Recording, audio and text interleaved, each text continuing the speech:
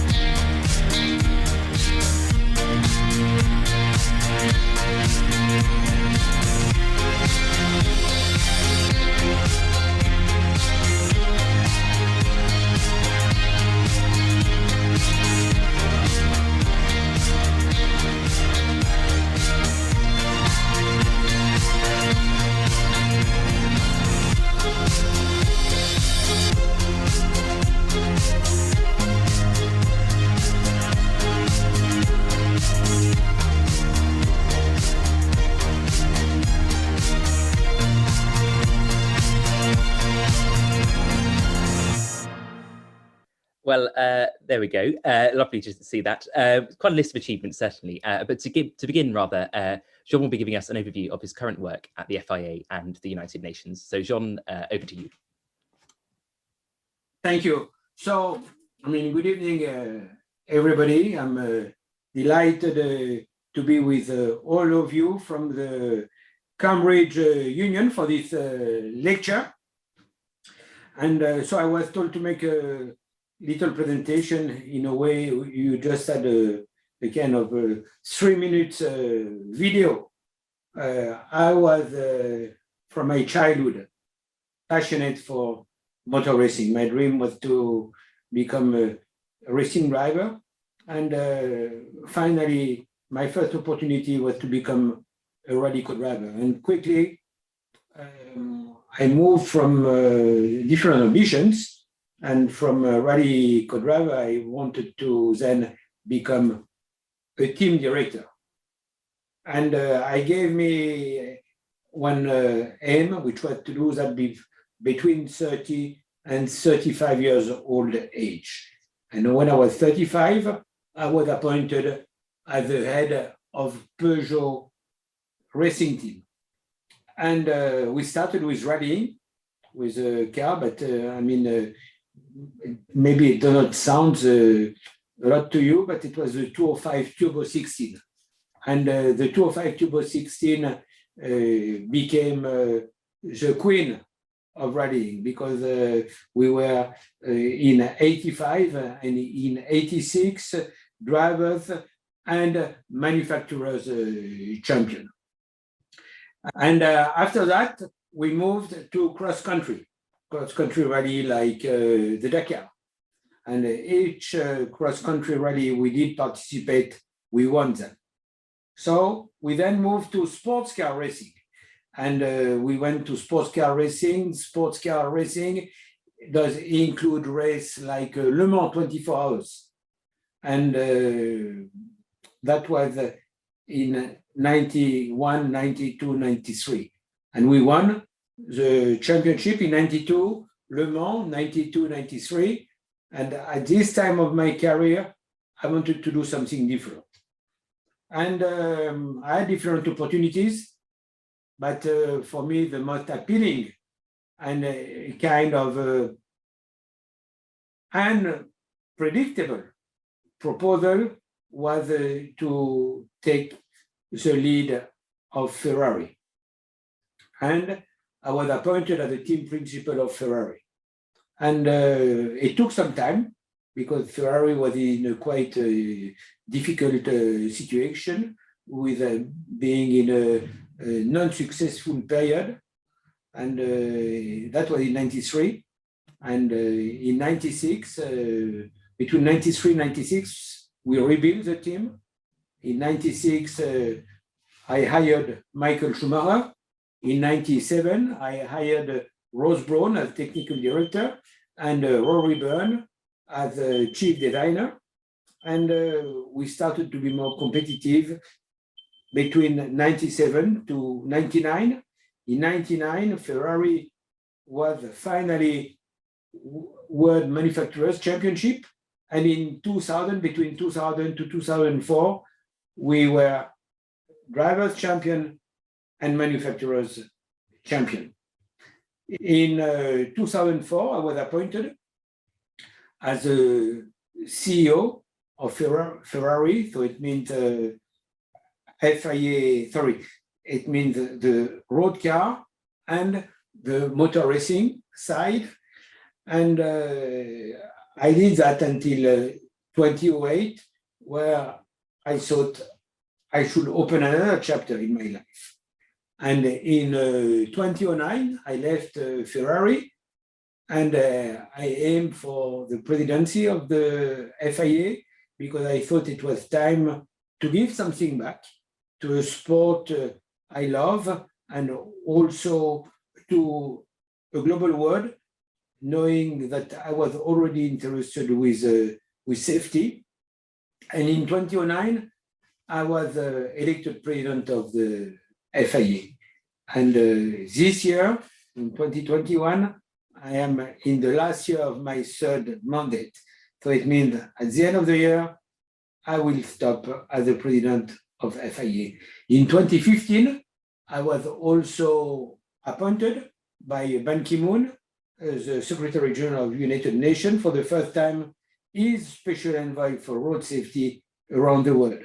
And I've been reappointed by the Secretary General who is running the United Nations at the moment, which is Antonio Guterres. So maybe a few words, what is FIA? FIA is a global organization represented in 150 countries with, on one side, the role of regulator and legislator of motorsport around the world.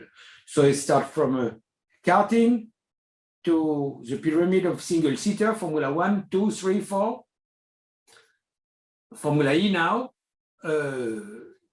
Endurance Championship, World Rally Championship, also with the pyramid, World Rally Championship, European Rally Championship with different type of cars, Touring Car Championship, and all around motor racing.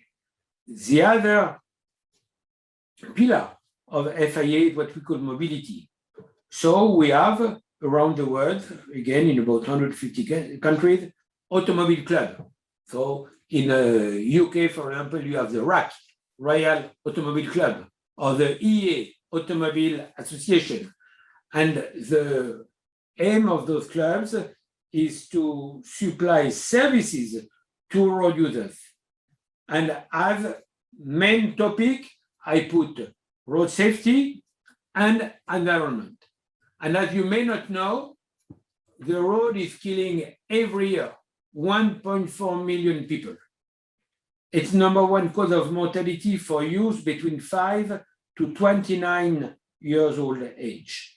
90% of the victims are in developing countries. And so that is a priority for me in my role of president of the FIA, and of course, in my role of UN Secretary General Special Envoy. In the little presentation, it was also a kind of a presentation of the ICM. ICM is the Brain and Spinal Cord Institute, which is located in Paris, in the biggest hospital of Paris called La Pitié-Salpêtrière. And we initiated research about brain and spinal cord 10 years ago. Now we are the number 2 institute on this research camp in the world, and we have 700 research people. And I am the founder of this medical institute and the actual vice president. And I'm involved in the, we could see in the Ban Ki-moon Center, which is the Ban Ki-moon Foundation, and in few other things, but all that makes my life quite busy. All I do since 2009 is as volunteer. And as I was mentioning earlier, I think in the life you have a responsibility, if you have a certain success, to give something back. So I am in this chapter of my life. Floyd, back to you. Well, thank you very much for that overview. That's really, really helpful. I think one of the things that comes from what you've just said is that you spend a lot of time thinking about the sort of social impact of sport and the way that kind of sport can affect people in their everyday lives and kind of beyond the kind of competitive arena itself. And I suppose, you know, you've known a much more dangerous time in Formula One than I have, with tragic accidents rather, like Ayrton Senna's, leading to a really severe rethink about how the sport should be run and the rules of the sport. And I just wanted to ask, to begin with, kind of how have those experiences shaped your focus? And are they something, you know, do you have kind of Ayrton in mind when you kind of look at safety so closely today? Is that something that's sort of stayed with you from that period of Formula One? I mean, can you be, I'm sorry, can you be more specific on the question? Yeah, well, I'm just asking about how you've been influenced and affected by kind of the danger of Formula One, and as was kind of, obviously, I know you tried to sign Ayrton Senna, for example, in, was it 94? And then he obviously passed away driving for Williams. How has that kind of affected you in life in general? So, I mean, first of all, motor racing is dangerous. But a lot of progress has been done. And you were mentioning the terrible accident of Ayrton Senna in Imola in 94. Incidentally, on Saturday, Roland Ratzenberger lost his life, and on Sunday, that was Ayrton Senna. And years back, we had a loss of lives, not only in Formula One, but in a category of motorsport. And you will all, and I was mentioning earlier that, I mean, my passion started when I was a young kid, and my hero was Jim Clark, and a Scottish driver, twice world champion, and he lost his life in Hockenheim around the years 70s. And every year you had 2, 3, 4 drivers who were losing their life or who were severely injured. Since 94, so 94 until 2021, we lost 1 life in Formula One, Jules Bianchi. I would say 1 life too much, but still. And you have amazing example of accidents. If you take the last one in Bahrain with Romain Grosjean. Romain Grosjean, who went through the metallic barrier at a high speed, and what saved his life was a new device which is called the halo, which is a head protection, which is a kind of newly implemented device. Saying that, I mean, we were very happy because his life was saved, and a lot of others has been saved at high speed, but the car ran into fire. So the accident he had in Bahrain gives us now a new challenge. If such an accident will happen now, the car should not run into fire. So that, motor racing has to be safe, but has also to be a laboratory. So we want to learn for motor racing, but we want also to learn to any kind of road car accident, and that's what we are trying to do. So one thing that sort of comes out of that is, I was going to ask about Romain's accident. Do you think that there's sort of technology out there that needs to be introduced to Formula One? I mean, I know in IndyCar, for example, they have an aero screen that sort of protects from small debris that could fly into the cockpit. What do you think needs to happen next? Where do you think Formula One needs to go to become safer? I'm sorry, because the sound is not so good. So if okay, you could speak more slowly when you ask me a question. What do you think needs to happen to Formula One for it to become more safe? Is there any new technology that you believe needs to be put in place?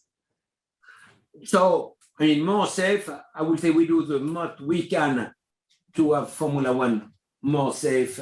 And it has become quite safe, but still, every time we learn to make it safer. So I was mentioning the halo, the hands rest, in order that in case of a heavy crash, when the car is dropping from 150 miles an hour to 0 in a few seconds, that you don't break your neck. We have to make the circuits safer. So it's a combination of car, circuits, and equipment. And we are working on that, and if I take another example, in 2009, Felipe Massa got in his helmet, he got a shock absorber of the Barrichello's car who was in front of him, and it was a mechanical failure. So you can imagine about 1 kilo shock absorbers at high speed going straight like a bullet into your helmet. And he was very fortunate because he did not lose his life and he could recuperate. But now with the new helmets we have, it will not happen anymore because we have made the space of the visor much smaller, and we have reinforced the helmet in order that it could not happen. So I would say it's a daily work, but we should not only speak about Formula One. Every sport has to be safer. And so because the World Rally Championship, Endurance Championship, Cross Country Championship, all the parameters to make the category safer have to be undertaken. And incidentally, tomorrow, I have a specific meeting with the best expert on the planet, which is called Serious Accident Study Group, Working Group. So it means that several times a year, we meet with those experts. We have a kind of summary of every accident occurring in motor racing, which we follow on a daily basis to understand each accident and to address it. And to make sure that, if you have a race in Trinidad and Tobago, a national rally, we want it to be sure as well, because each life does matter. I think that's fascinating. One question I have for you is that you've said racing drivers need to be ambassadors for the sport and ambassadors for road safety. What do you mean by that? And what do you want to see from racing drivers in their personal lives and their conduct? First, they are models because we have all the youth who are admiring them, who are respecting what they do. So if they do things well and properly, they will be good example. If they don't act and behave well, they will be bad example. So we want all our champions to be models and to be example. Incidentally, we made a worldwide campaign with the #1 billboard company, JCDecaux, with 18 ambassadors, not only racing driver, but sportsmen like Rafael Nadal, then Wade van Niekerk, entertainment like Pharrell Williams, Michael Fassbender, to advocate on the road. And this campaign has appeared in 1,200 cities, 90 countries, and we started this campaign now 4 years back. And it's the biggest ever campaign made on communicating on road safety with global ambassadors. Do you think that this ambassador role should extend more widely? So, for example, do you think that Lewis Hamilton has been a good ambassador because of the way that he's promoted his anti-racism cause in the sport over the last year? So, I mean, clearly, I commend the attitude of Lewis Hamilton, because first, I like somebody who has the passion, would want to be a game changer. I really commend the fact that Black Lives Matter, but not only Black Lives Matter, simply any lives matters. So I would be more generalist when I speak about that. Lives matter as a whole, but I can understand that in his position, he has been privileging the Black Lives Matters. Do you think that is what he's doing? Do you think he is sort of privileging Black lives in that sense, or do you think that there's a sort of need to focus on Black lives because that it is Black people in? I must say, it has been some very bad incident in US. So let's say that was the opportunity to address that. And as I said before, it's a great opportunity to have champions doing something and demonstrating their concern about that. And it's exactly what I was saying earlier for guiding young people on road safety.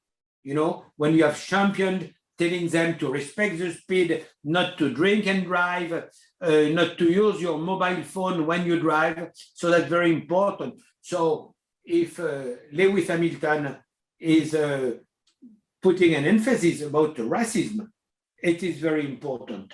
And I love the message of Black Lives Matter, but I even love better life as a whole matters.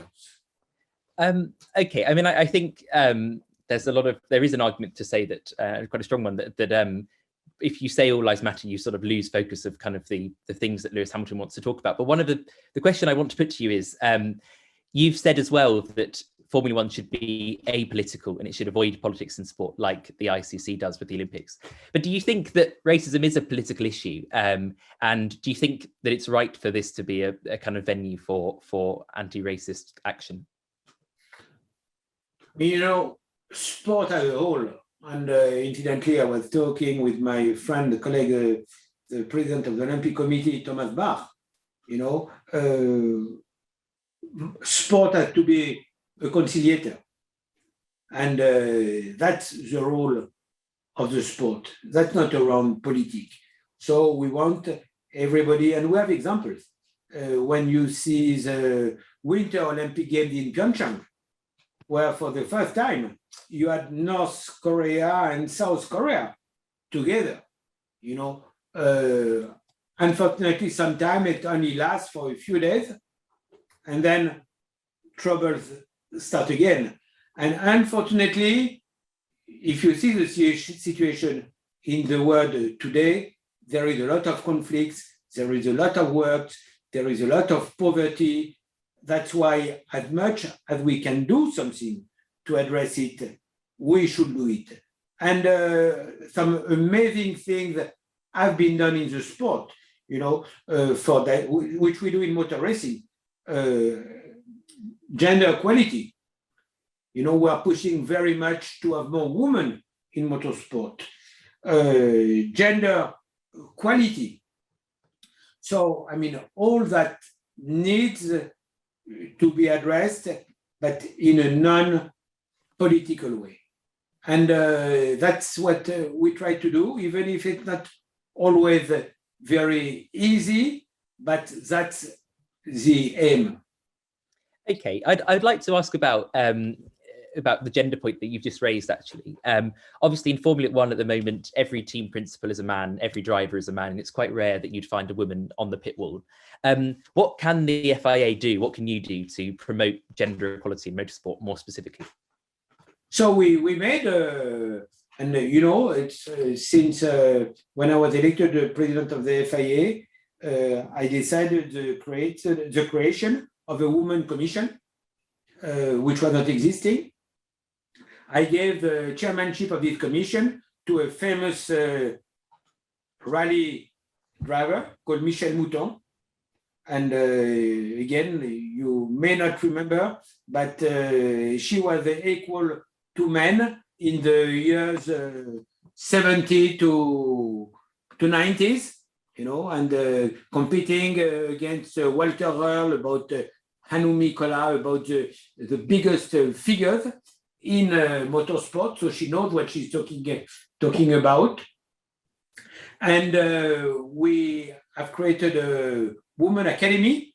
An incident, it's an agreement we made together with Ferrari. And the final was last month in Maranello, where we took out a young lady who is going to compete in single-seater category. So we are doing that also in endurance championship. And Richard Mille, with the president of the endurance commission, but he is also a famous watchmaker, so he's putting money to have women, and he has a team in endurance. And incidentally, one of his team finished 11th overall in Le Mans 24 Hours last year, 3 women. So we are intensifying in order to have from grassroots more women engaged in motorsport, but it takes time. It takes time, but I'm optimistic that things will change. Okay, I think obviously you're right that a lot of those things take time, but there seems to be one thing that Formula One or the FIA could do that would take a lot less time. If motorsport and racing drivers are meant to be ambassadors for the sport and for the wider public, should Nikita Mazepin be allowed to race in Formula One? Then I would say, to drive in Formula One, you need to have a super license. And it's not easy to get a super license because you need to have 40 points. So each driver who gets 40 points can pretend to be in Formula One. And Mazepin got the points. So it will be discrimination. Why shouldn't he drive in Formula One? The reason why he would not drive to Formula One if he could not have access to the super license, which is not the case. Well, the reason I think people would give for why he shouldn't be allowed to race in Formula One is that there's a video of him assaulting someone in the back of the car, and people would argue that if the role of racing drivers is not just the sport, but it's also about their ambassador, their public image and what they do and how they interact, then surely by that standard he's violated something quite integral to what a Formula One racing driver should do, and there should be a procedure for Okay, to be very straightforward, I'm not happy about the situation, and he had a warning that if it will happen again, serious consequences will happen. Saying that, it's something which happened in his private life, and unfortunately, he did not pay enough attention. So I simply hope that he will learn out of this lesson, But it's not the only example. You have a sportsman who did not behave well, who had accidents because they were under the influence of alcohol and all that. So it should not happen. Unfortunately, it does happen sometimes with different sort of consequences. Okay. Well, I'll move on to one other kind of question about the sort of social impact of sport now, which is one of the big slogans, and I think was really positive from kind of Formula One last year, was the "We Race as One" slogan. But I have had a question in from a viewer who's like to stay anonymous, who has asked, can the slogan "We Race as One" mean anything when Formula One still races in countries who are known for their human rights abuses? And are we not Saudi Arabia with their sport campaign by agreeing to race there at Formula One this year? I mean, you were cut, but I think I understand the question. It goes back to the previous question. The sport is a consolidator. So it does mean that we do agree with non-respect of human rights in certain countries. Incidentally, we are working on that to see how best address the human rights situation for one organization like FIA, and we are working closely with experts like Zaid Al Hussein, who was the former High Commissioner for Human Rights in the United Nations. So we want to make a protocol which will help on that, but we don't want to mix sport and politics.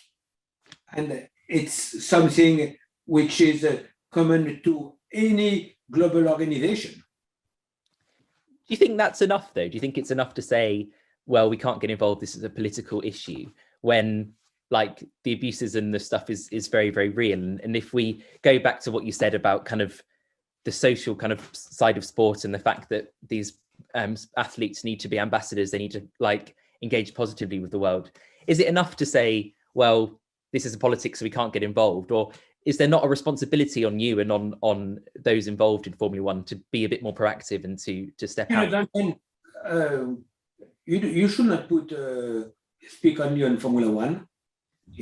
I mean, Formula One is probably the most visible category, but I mean, you can see where Formula E is hosting some events, where other sports are hosting events.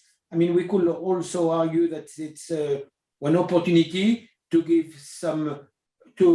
allow some visibility of some problem which could occur in certain countries, But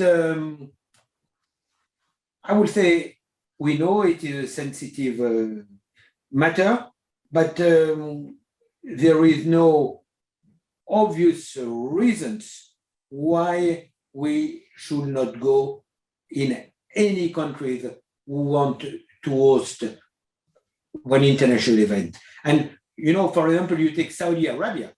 I mean, Saudi Arabia, we decided to go there only when women were allowed to drive. So it was 3 years back.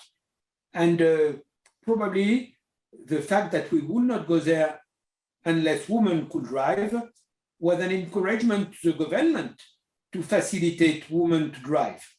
So, I mean, you must see also the other side. By going there, we give the country some responsibility of doing something which they could maybe not do. But if holding off racing in Saudi Arabia was enough to encourage the country to allow women to drive, surely, first of all, that adds a sort of political element, as you mentioned, that could also apply to human rights. And secondly, surely saying, well, we also won't race until human rights is solved, or rather kind of rectified in Saudi Arabia, surely the same logic still applies. The world has still a lot of problems to solve. It's around human rights, about access to food, access to vaccination, access to a lot of things, access to drinkable water. You know, unfortunately, there is a big imbalance in the world with the rich and the poor.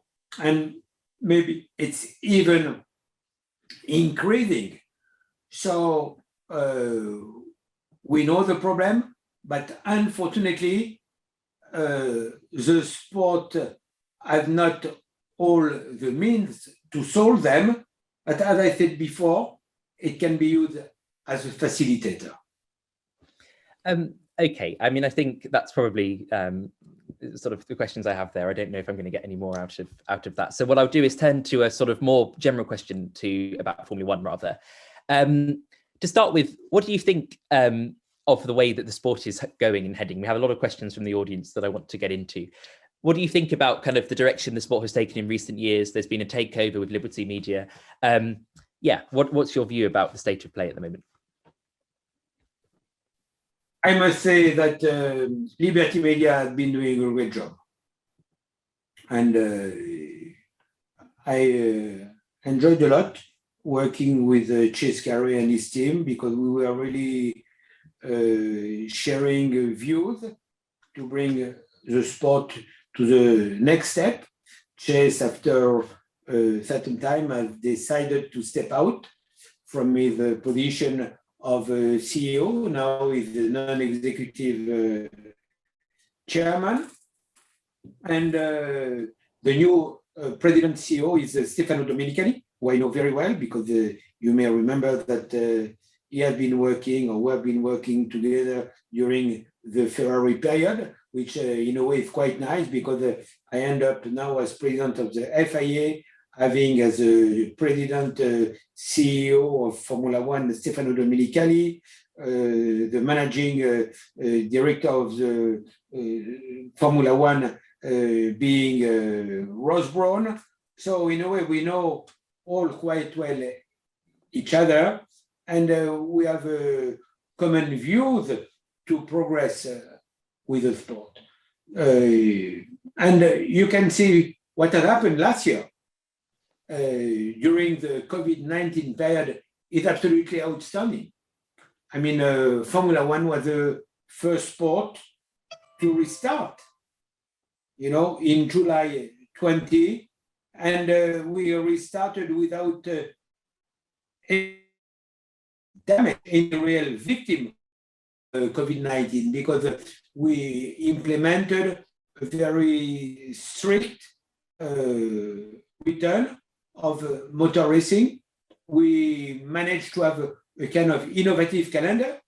From 20 Grand Prix, we moved to 17, but the calendar was completely shaken up. This year, we will have a 23 Grand Prix calendar, with again, prolific again about Italy. Last year it was 3 Grand Prix in Italy: Monza, Mugello, Imola. So it's fascinating the way all together we have been able to react. And I mean, it's really to commend Liberty Media, FIA, organizers, the teams, and we have been demonstrating that unity, working as a team can make a big difference. I think you're absolutely right about some of the amazing successes of the last year. Do you think the time was right for Bernie Ecclestone to leave Formula One? And what do you make of his legacy? I mean, incidentally, I was with Bernie Ecclestone. I've been playing backgammon with him 10 days ago during a weekend I spent in Switzerland, where he was. Bernie is a great personality. I mean, he's a young father, because he has a 7 months old boy, Ace. He's 90, so he's very energetic, and he has been putting all this energy during most of his life, and it has helped a lot to bring Formula One where it is. But I think everybody will agree that when you are 87, 88, it's time to change the chapter and to do something else, and which he's able to do. So I think he has been giving a lot to Formula One. He got a lot out of Formula One, and now a new chapter is open. I mean, I think that's probably right from that point of view. One of the other questions I have about the direction of Formula One is one. Historically, people have always thought of Formula One as moving technology forward, as sort of, you mentioned a laboratory for stuff for technology. But some people would argue now that the hybrid powertrains that power Formula One are behind the times, and the real world has progressed beyond that. Do you think that's right? Do you think there's anything in that criticism? I mean, let me again emphasize that. I mean, it's a kind of polemic questions, because it is not the case. 7 years ago, we introduced hybrid engine. And at the time, you will remember, everybody was criticizing that. No noise, we love the 12 cylinders, we love the 10 cylinders. And we kept our line. And we were the first to push to implement a hybrid technology engine in order to be closer to the needs of the society and to follow the evolution of the society. So in this respect, we have been a visionary. And honestly, I feel we should be commended for that. And at the time, and again, you will remember that everybody was against it. But I will give you another example, too. Other example where everybody was skeptical when we introduced Formula E, electric racing in cities. And it is a great success. I was mentioning earlier the introduction of the halo. I mean, a lot of people from Formula One and media were saying you are killing the image, the passion for Formula One. And now everybody thinks we were right to do it. You know, so in a way, when you are the governing body, you must have a vision, and I mean, you must be convinced that your vision is the right one. So now we are talking, incidentally, just before coming to our lecture, I was reading what was going to be, you know, the first options about the 2025 engine regulation in Formula One. Next year, we are going to introduce a new fuel. And clearly, from 25 on, we will have a zero emission fuel. So we will be able to make a package which will be absolutely on the top of the innovation. And so that's why, I mean, I don't really sympathize with your question, like we could be late by implementing a new powertrain. Is there anything you're allowed to tell us about the options for the 2025 powertrain? I mean, we have started the work. You know, we have invited, of course, all the actual manufacturers. We have some other potential new manufacturers who are involved in this exercise. So the intention is to have a regulation for the 2025 powertrain by mid-year this year. Okay. One other sort of interesting regulatory challenge at the moment is reverse grids, which you've called artificial tension. Could you elaborate on why you're against those? And then I have a second question, which is how much of Formula One is real tension when most of it is like sort of budget dependent? Is there more that needs to be done, or is the cost cap going to be enough? So why I'm against the reverse grid? Because, I mean, it's artificial. You know, when a race weekend, you spend 2 days to be as competitive as possible to have a good starting position. So why should you start if you are the quickest in the back of the grid?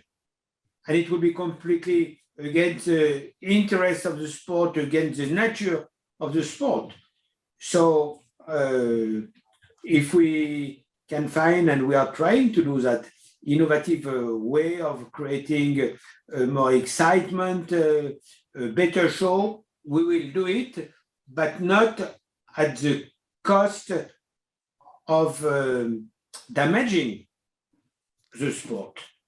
And we are. You probably heard that.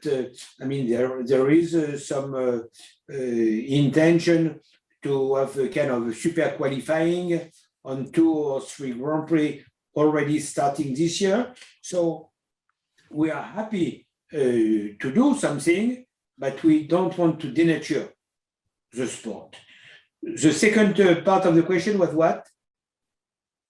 Well, just if the problem is artificiality, sometimes success seems to be correlated with budget, and it seems kind of artificial in a way too, because it seems like the most powerful teams can spend their way to success.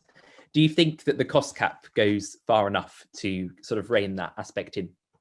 So again, far enough, I would say the first big step was to decide to implement the cost cap, which is a kind of game changer.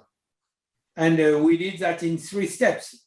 This year, it's a $145 million cost cap. Next year will be 140, and the year after will be 135, without including the engine development and some other parameters which are well defined and listed. So clearly, the cost cap is affecting mainly 3 teams: Mercedes, Red Bull, and Ferrari. The other teams, so it means the other 7 teams, are not today hurt by the cost cap. So what does it mean? It will create less discrepancy between the small, medium, and big teams. And but you don't achieve that very easily, because it means that you need to get rid of quite a lot of people to be able to follow the cost cap regulation. So it takes a certain time, but I will say the first step to decide and implement it has been done, and it is a great success. Okay, I've got one more question about Ferrari and the sport and Formula One, and then I'll ask about your career more specifically. The one question that I've had is from Hannah, who's watching this. She asks whether Ferrari have a sort of unfair status in the sport. It seems like, obviously, you have a Ferrari background. Stefano Domenicali has a Ferrari background. Ross Brawn, as you mentioned, has a Ferrari background. And I know back in the day, there was controversy about the tobacco advertising ban and the way Ferrari was able to sort of get around it sort of in different ways. And of course, they have a veto, or had a veto, on some of the decisions that are made. Do you think Ferrari is too powerful and too influential in Formula One? So let me say first, and it's something I've always considered, starting from my childhood, Ferrari is a unique brand. It's absolutely one iconic brand. So they deserve specific treatment. But they deserve a specific treatment mainly on the financial side and at the way they are represented in the international body. But at the level of regulations, interpretation of regulations, treatment, believe me, they don't have any privilege. And the fact to have people like me having some Ferrari background 12 years back, or Stefano Domenicali, who incidentally had a background, the last background is Lamborghini, with the biggest competitor of Ferrari, or if you take Ross Brawn, who in the meantime has been working for Mercedes, has had his own team. It's not something we should be forgotten.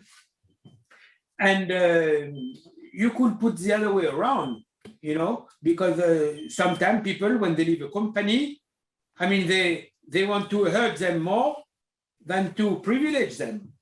So on one side, you could have Ferrari saying, you see, you punish us because you have an experience at Ferrari, and some others say you are privileging us because you have been working at Ferrari.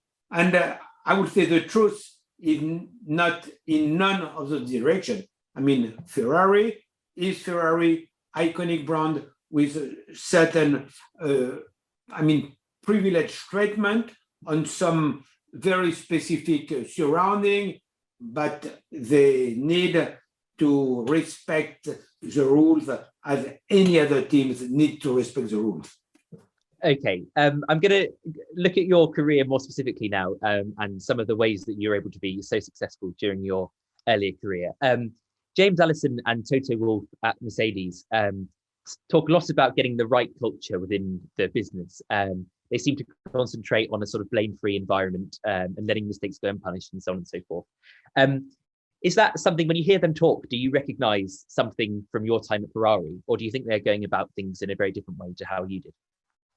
No, incidentally, James Allison has been spending years at Ferrari. Now he's the technical director at Mercedes.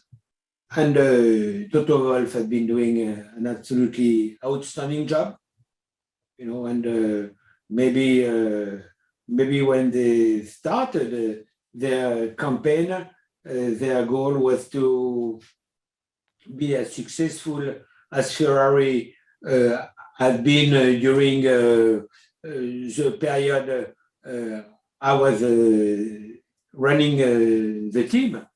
And all the credit goes to them with their achievement, because believe me, to be competitive and to remain competitive is very, very difficult. And they have been able to put all the ingredients together. The team, the chassis, the engine, the drivers is simply outstanding. One of the things that I think we talked about how Ferrari is unique in Formula One, and one of them is that people say that Ferrari is a political team and there is politics that goes on at the highest levels in a sort of unique way. Do you think that's true in your experience? Do you think that Ferrari is uniquely political? I would not say it's political, but how they are considered mainly in Italy. In Italy, Ferrari is a special brand. It's like sometimes it happened, a very strong football team. It creates emotion.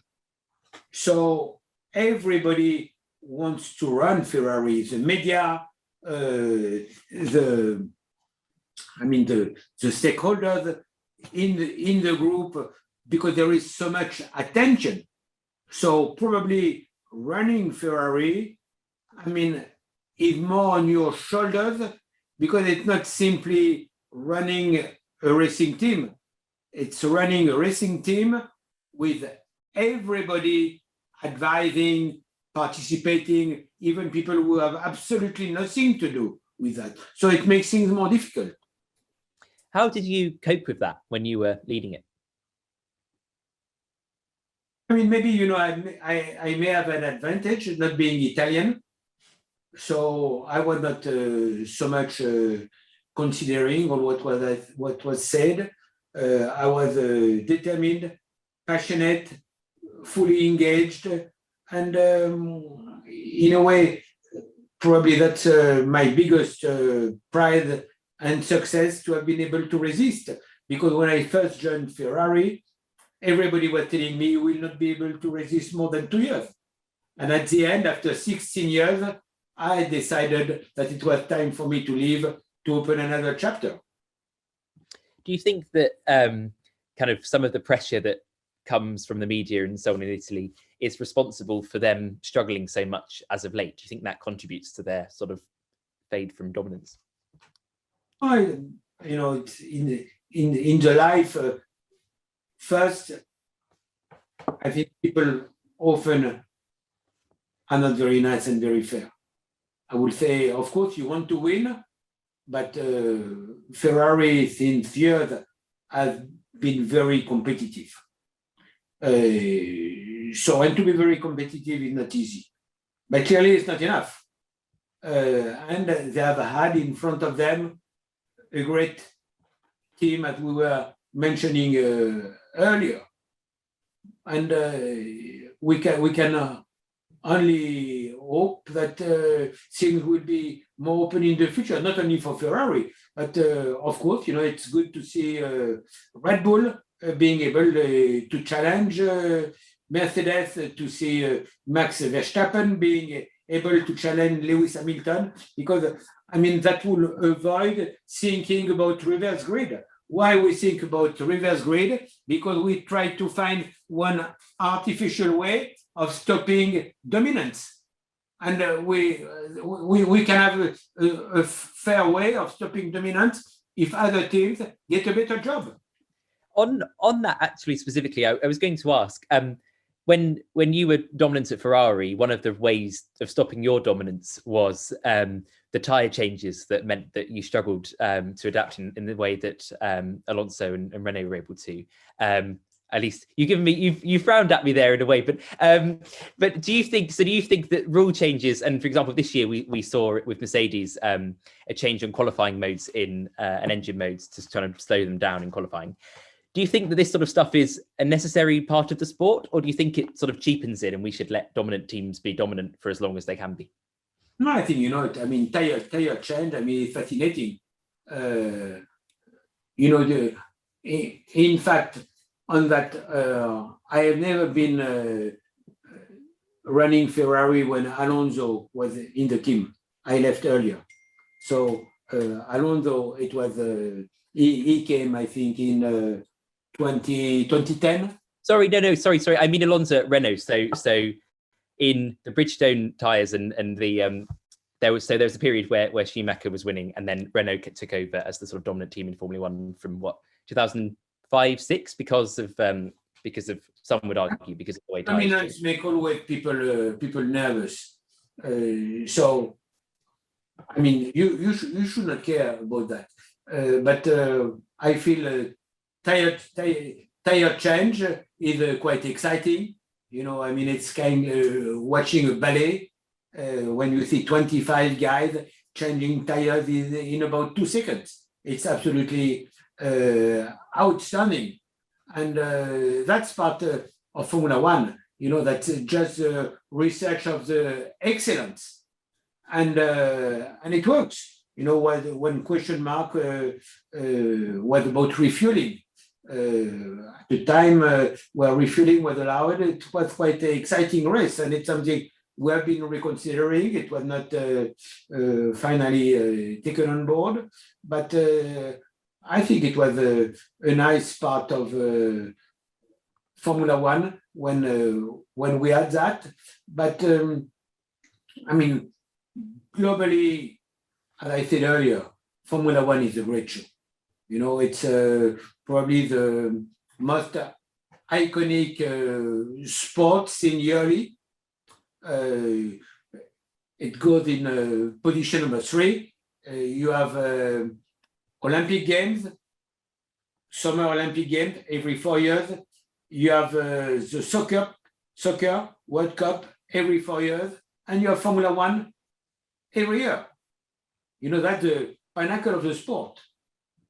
Okay, I have one more question about the sort of pinnacle of the sort of spectator element of the sport, and then I'll ask you 2 more questions about you, and then I think we'll close off because we're out of time. But Schumacher in his career was often quite aggressive. He was quite willing to sort of play hard and fast with the rules. You recall Jerez in 1997, for example, with Villeneuve. So how did you respond? How did you react? And how did you feel about those sorts of tactics when you were in the business?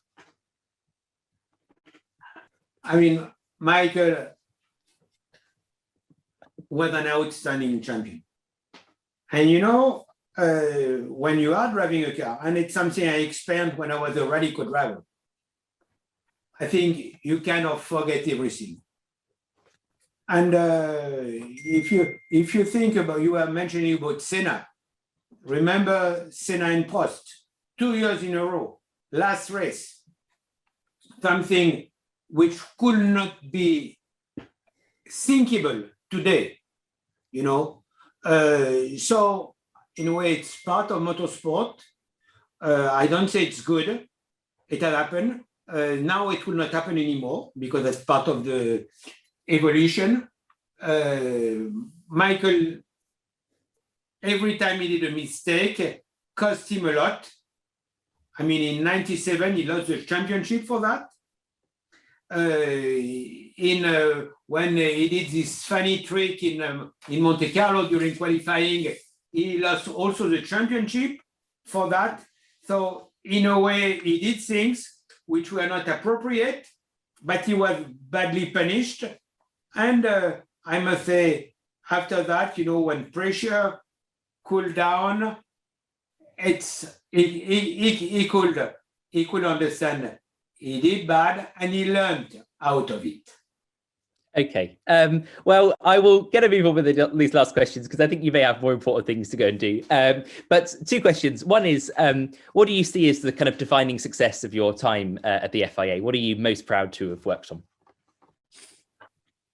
I mean, I would not say the most proud.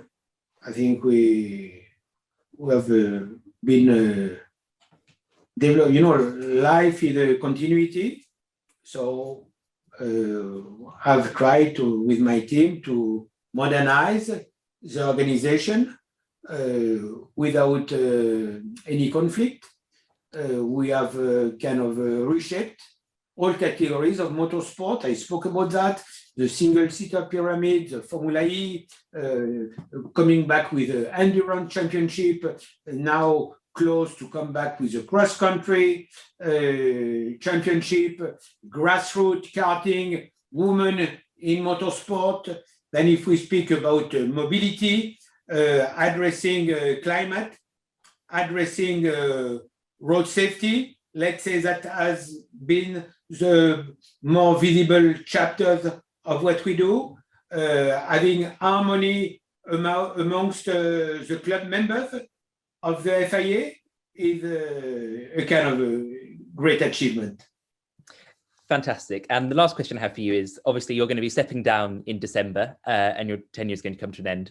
What's next for you? What are you going to go and do after this? So maybe you make me some proposals. You know, I like, I don't know. You know, still I may be extended in my role as UN Secretary General Special Envoy for Road Safety. I was mentioning earlier our medical institute on brain and spinal cord, the Ban Ki-moon Center for Global Citizen. I'm also in the board of IPI, International Peace Institute in New York. So I could probably give more time to that. And then let's see who is going to knock at my door. Maybe some interesting challenge, even if, you know, I'm not anymore. When I see you, your enthusiasm and all that, I admire that. And in a way, it reminds me some good memories with some nostalgia, emotion. Fortunately, I have quite a lot of passion. I don't really have time yet to consider as much as I wish. I'm blessed with a great wife, my son. Maybe one day I become a grandfather. So time will tell. Okay. Well, it sounds like you have. Maybe one more thing. Yeah. A book. I'm working on a book. Excellent. Good. There we are. Are we allowed to ask what it's about? Which will be kind of my biography with some nice story, I hope, inside. And I will do that with a great editor, which is called Asulin, with specialized in beautiful books. So that will be something which will also take some of my time. Well, it sounds like you're not going to become any less busy anytime soon, which is always a relief. Our time is up. I've run over and I can only apologise for that. So I will bring our discussions to an end. But I'd like to thank Jean for what I think has been a really enlightening interview. And thank you for taking some of my questions in good spirits too. So yes, I wish you all the best with your career and your kind of post-FIA times. But in the meantime, thanks to everyone who's been watching. Wherever you are, I hope you stay safe. And like I always say, stay at home. As ever, we've got lots of really exciting events coming up at the Union over the next couple of weeks, which you can find on our Facebook page and Instagram, which is in the description.